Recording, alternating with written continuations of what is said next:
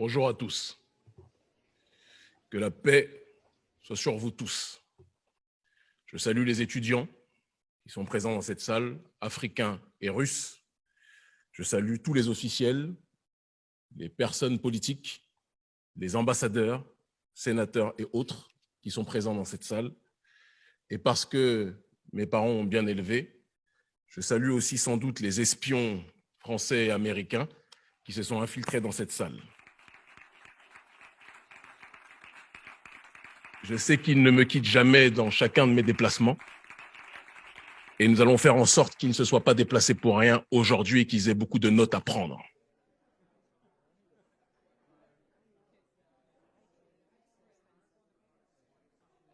En préambule de mon allocution, il est important, je pense, de remercier d'emblée Anatoly Torkounov, le recteur de l'Institut des Relations internationales de Moscou, qui est un établissement légendaire et historique, celui que Henry Kissinger présentait comme le Harvard russe. Nous le remercions ainsi que le vice-recteur parce que l'initiative d'accueillir cet événement est très importante. Je dirais même plus, elle est déterminante et elle aura des répercussions à court terme, à moyen terme et à long terme dans le cœur et dans l'esprit et dans la vie de millions de gens. J'interviens aujourd'hui. Avant toute chose aussi, je pense qu'il est important de vous demander de vous applaudir pour votre présence aujourd'hui. Donc applaudissez-vous, n'hésitez pas. J'espère que le traducteur ou la traductrice fait bien son travail. J'interviens aujourd'hui en ma qualité de président de l'Organisation révolutionnaire africaine, Urgence panafricaniste, en tant aussi que leader d'opinion écouté et suivi en Afrique et dans le monde par des millions de gens. Et surtout, en tant qu'homme noir, allergique, profondément allergique à toute forme de colonialisme et de paternalisme. Mon discours sera différent de celui du président de la CEDEAO qui est actuellement présent à Moscou, Umaro Embalo Sissoko, différent aussi du président de l'époque de l'Union africaine Macky Sall, parce que mon discours sera franc. Seule la franchise peut permettre d'établir un partenariat rigoureux et solide sur la durée entre la Russie et l'Afrique. C'est le manque de franchise qui existe malheureusement entre nos dirigeants africains dans leurs échanges, dans leurs revendications avec les autorités russes qui entraîne parfois que le fait qu'on croit que nous sommes sur un même front alors qu'en réalité, nos dirigeants africains sont pour la plupart trop souvent cooptés par l'élite occidentale. La thématique générale de cet événement était Afrique-Russie, what next? Et ma thématique particulière à l'intérieur de ce forum, de cet événement historique, était le rôle du panafricanisme dans la résistance multipolaire à l'hégémonie et à l'impérialisme d'Occident. Autrement dit, avant de parler, et je le ferai, de la collaboration Afrique-Russie, il est important de parler du passé, du présent et des aspirations futures du peuple africain dans le monde dans lequel nous vivons. Car on ne peut pas comprendre la collaboration et les buts de la collaboration entre l'Afrique et la Russie si on ne comprend pas en priorité les aspirations de chaque partie. Pour mieux vous situer, parce qu'on dit toujours d'où tu parles, d'où vient ta réflexion, il est important de préciser que je suis issu d'une région dans le monde, l'Afrique que l'on présente comme l'Afrique francophone, une région colonisée avec violence, arrogance, insolence, indécence par l'élite de France qui a exploité des millions d'Africains, qui exploitent, qui pillent de manière professionnelle et systématique nos ressources issues de nos sols. Cette même France, ou du moins cette même oligarchie de France, qui a détruit la Libye, qui a assassiné le colonel Kadhafi, alimentant, générant, structurant le terrorisme et la déstabilisation au Sahel. Cette même élite de France, je différencie l'élite de France, j'y reviendrai tout à l'heure, du peuple français qui subit lui aussi les dérives de son gouvernement, cette même élite de France qui par la suite a l'arrogance de venir se présenter comme un pompier voulant éteindre le feu qu'ils ont pourtant allumé au Sahel. Cette même France, cette même élite de France qui nous impose son système génocidaire économique qu'est le franc CFA, qui avantage les entreprises françaises, les multinationales occidentales, mais empêche les populations africaines de commercer efficacement entre elles. Cette même élite de France qui nous impose des dirigeants marionnettes qui tuent leur peuple, tel que le président actuel, parce qu'il faut le dire tel qu'il est, le président actuel du Tchad, Mahamat Déby, soutenu par le président Macron, ce président Mahamat Déby qui assassine en masse sa population. Ou encore, et personne n'y verra du mal, je l'espère, sauf les espions américains et français peut-être dans cette salle, ou encore les dirigeants dirigés, que sont les présidents Alassane Dramane Ouattara, Macky Sall, ils sont nombreux, Patrice Talon, Mohamed Bazoum, Oumaro Sissoko Embalo et tant d'autres, je ne peux pas tous les citer, la liste est trop longue, qui suivent les intérêts de l'Occident au lieu de suivre les intérêts des masses africaines. Je suis venu, je vous l'ai dit, pour dire la vérité au monde aujourd'hui, et c'est ce à quoi je vais m'employer. Je ne peux pas non plus passer sous silence, quand on parle d'Afrique, parler de sa diaspora, à travers Haïti, qui depuis la bataille de Vertières a été persécutée, a été isolée, a été humiliée, a été asphyxiée par l'élite occidentale et notamment, plus particulièrement, l'élite française et américaine qui aime voir notre peuple en bas dans cette région du monde. Je me présente donc en face de vous en tant que voix africaine qui porte dans son ADN les coups reçus, les persécutions subies par le violeur politique, économique, psychologique, pluriséculaire de l'Afrique que constitue l'élite occidentale et plus précisément, en ce qui nous concerne, le gouvernement français. Je précise bien oligarchie et gouvernement et non pas le peuple, car comme je l'ai dit, les masses occidentales, le prolétariat occidental subit aussi les dérives de son gouvernement, de leur gouvernement, et donc je ne veux pas généraliser, essentialiser la responsabilité des crimes commis par leurs élites. C'est donc fort de mon expérience de membre issu d'un grand peuple, courageux et digne, bien que persécuté depuis un certain nombre de temps, que je me présente à vous aujourd'hui. Un peuple qui, parce que arnaqué par les sourires d'anges, alternant avec les coups meurtriers distribués depuis des siècles par l'Occident, n'acceptera plus jamais des partenariats viciés, de gens qui se présentent comme des amis alors qu'ils ne sont là que pour nous dépouiller. J'espère que la traduction fonctionne. Cette attitude de méfiance s'adresse à tous nos partenaires potentiels sans exception. Aucun peuple ne peut fonctionner dans l'autarcie et donc nous avons tous besoin les uns des autres. Mais la limite à cette interdépendance sera le respect ou l'irrespect vis-à-vis de nos peuples, vis-à-vis des principes de souveraineté et vis-à-vis aussi de nos diasporas. Car tout le monde, l'humanité entière, aime les ressources africaines, mais aux quatre coins du monde, les diasporas africaines vivent des problèmes de discrimination, de difficultés d'accès au logement, partout dans le monde, sans exception, et je pense que les vrais partenaires devront faire un effort pour accompagner de la meilleure façon possible nos diasporas.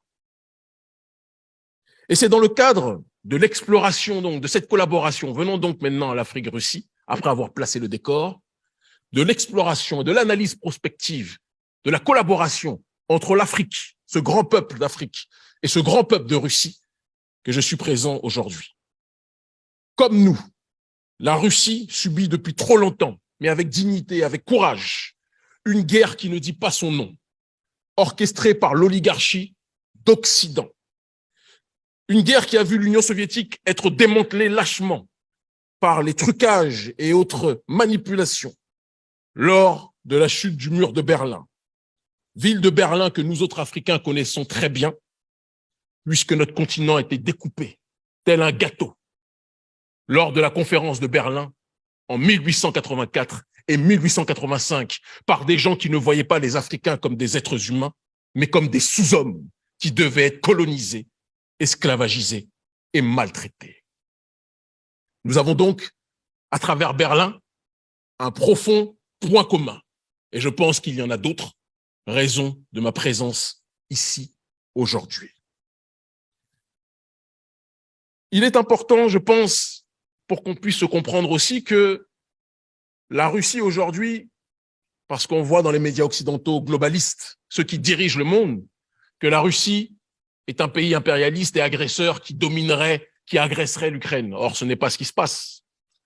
Nous savons tous pertinemment, parce que nous avons un cerveau pour réfléchir par nous-mêmes, que l'OTAN mène une guerre à tous ceux qui veulent la souveraineté, à tous ceux qui veulent l'autodétermination, à tous ceux qui veulent disposer de leur propre destinée. Et l'Ukraine, l'élite d'Ukraine, et non pas le peuple ukrainien, l'élite d'Ukraine a été instrumentalisée à travers Zelensky pour provoquer, pour encercler et pour tenter de nuire à la Russie. La Russie n'est pas dans une démarche d'attaquer, mais dans une démarche de se défendre. Un peu comme si il y avait des gens qui provoquaient une maison, qui lançaient des pierres depuis des années contre une maison. Les propriétaires de la maison ne réagissent pas, ils observent et ils disent toujours faites attention, un jour nous allons réagir. Et au moment où les propriétaires de la maison qui subissent des attaques, des jets de pierres violents, des cailloux sur la maison, ces propriétaires décident de sortir de la maison et de se défendre, les caméras sortent, surgissent et disent que les propriétaires de la maison agressent des pauvres innocents sans dire que ce qu'ils présentent comme les innocents étaient ceux qui avaient lancé des pierres au commencement. Personne n'est bête. Et les Africains voient le monde tel qu'il est, et non pas tel que CNN ou France 24 ou BBC voudraient le voir. Il est important aussi donc de dire que vous avez votre Zelensky, mais nous autres Africains aussi avons nos Zelensky. Des dirigeants africains manipulés par l'élite occidentale qui aiment plus l'Occident que l'Occident s'aime lui-même. Ils sont plus attirés par la fastuosité de Paris, de Londres, de Rome, de Washington, que par les valeurs et la beauté traditionnelle de nos pays.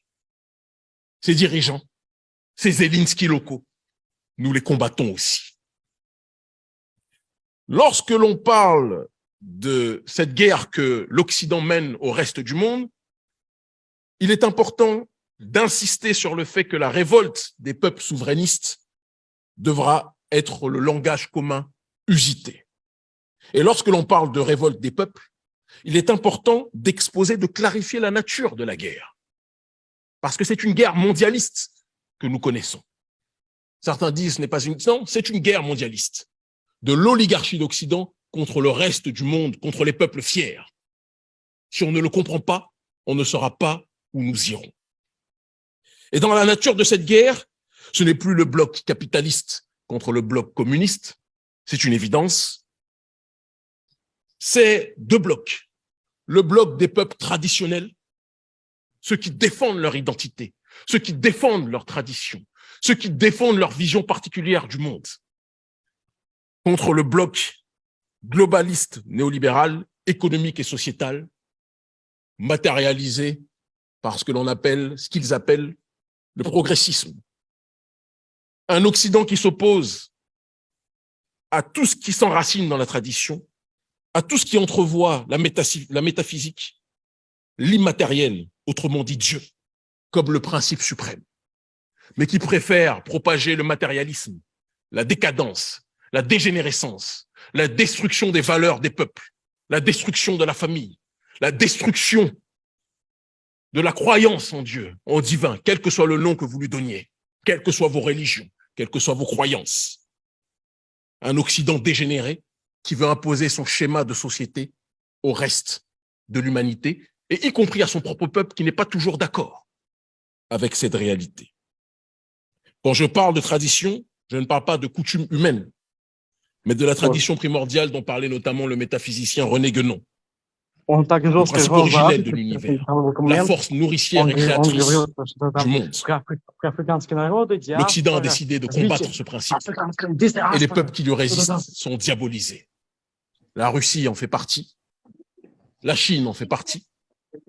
Les peuples africains, je ne parle pas des marionnettes à la tête de nos États, mais les peuples africains en font partie aussi. Et nous avons la nécessité, le devoir de nous unir face à ce cancer évoqué. Ce vent de résistance traverse donc, comme je l'ai dit, la Russie, l'Afrique, la Chine, le Venezuela, Cuba et d'autres pays au Moyen-Orient, au Proche-Orient, qui subissent très souvent des révolutions dites de couleur, qui sont des révolutions pro-Occident pour déstabiliser les États, pour imposer ce qu'ils appellent la démocratie, mais qui n'est rien d'autre qu'une gestion occidentale du pouvoir. J'insiste sur la nécessité que la révolte des populations soit coordonnée dans le respect strict des diverses souverainetés. Nous n'accepterons pas, nous autres Africains, c'est important de le préciser, sous prétexte de lutte contre l'Occident, de prendre comme nouveau maître ou comme nouveau colon la Chine, la Turquie, l'Iran ou la Russie. Nous voulons des partenaires frères qui respectent strictement notre souveraineté. Et je comprends que quand on a des dirigeants qui se comportent comme des serpillères en Afrique, ça ne donne pas envie au reste de l'humanité de nous traiter dans une démarche de souveraineté. Mais sachez que la population africaine, elle, souhaite profondément cette souveraineté et agira toujours pour que celle-ci puisse être respectée. Nous serons aussi regardants sur le principe évoqué par les autorités russes notamment, de défense de la souveraineté.